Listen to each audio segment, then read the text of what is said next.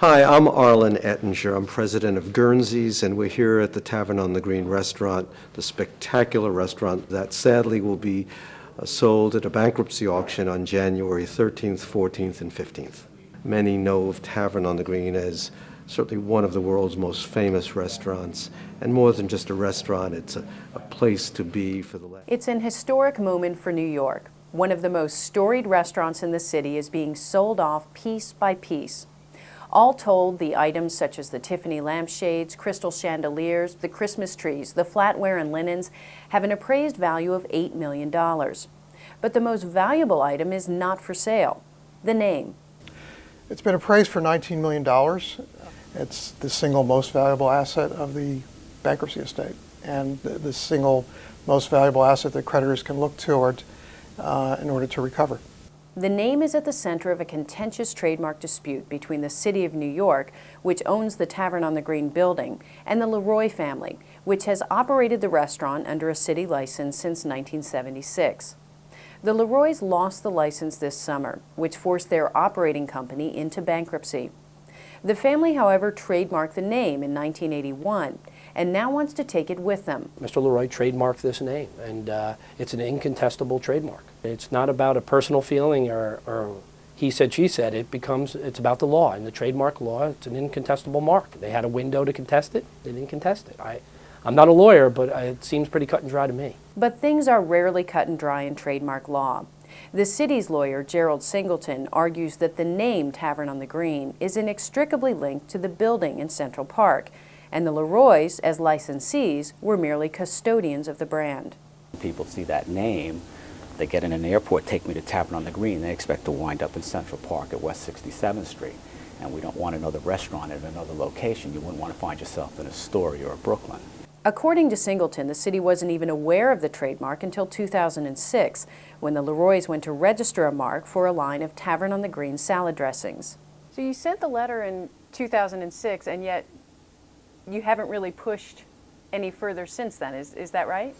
Okay, that's the argument they're making. They're saying, you, the city, slept on your rights. You didn't enforce your rights. And so the city's answer to that is, well, we didn't really have to do anything. Once you send a letter, that's enough. A simple warning letter is enough to preserve your rights. It's a compelling argument, says Teresa Gillis, an intellectual property attorney with the law firm Howry.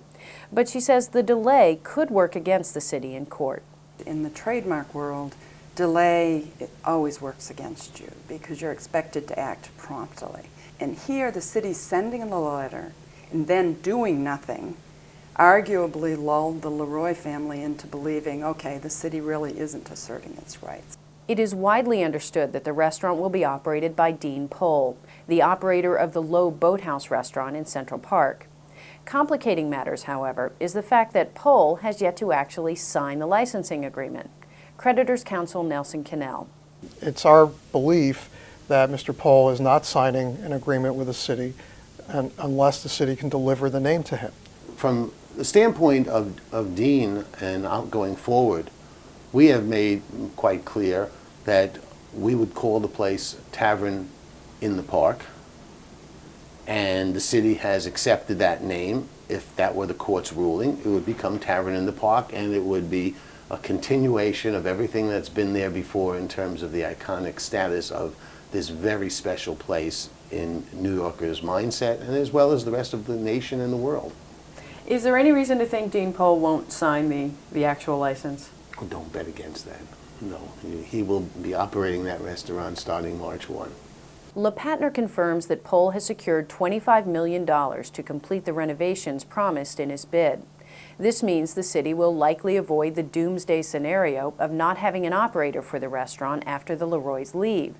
That's little comfort, though, to the 450-plus creditors, ranging from the New York Hotel Trades Council and Association to hundreds of small business owners still waiting to collect their debts. The city has opposed virtually everything that the debtors and the creditors have tried to do to maximize the recoveries and the returns to creditors from the outset of the bankruptcy. Well, you know, it's not the city's fault that there's a shortfall and that the creditors are exposed, and the city shouldn't be, you know, making up the difference here. I mean, the people of the city of New York should not have to pay for something they already own. there's a lot of scuttlebutt out there about what will take place in this beautiful building in the years to come. It certainly seems like it's going to reopen in some new configuration, and hopefully that will be wonderful in a different way. Certainly, I think I'm safe in saying that there is no place just like this. A decision in the trademark dispute is expected in late January. For The Deal, I'm Suzanne Stevens.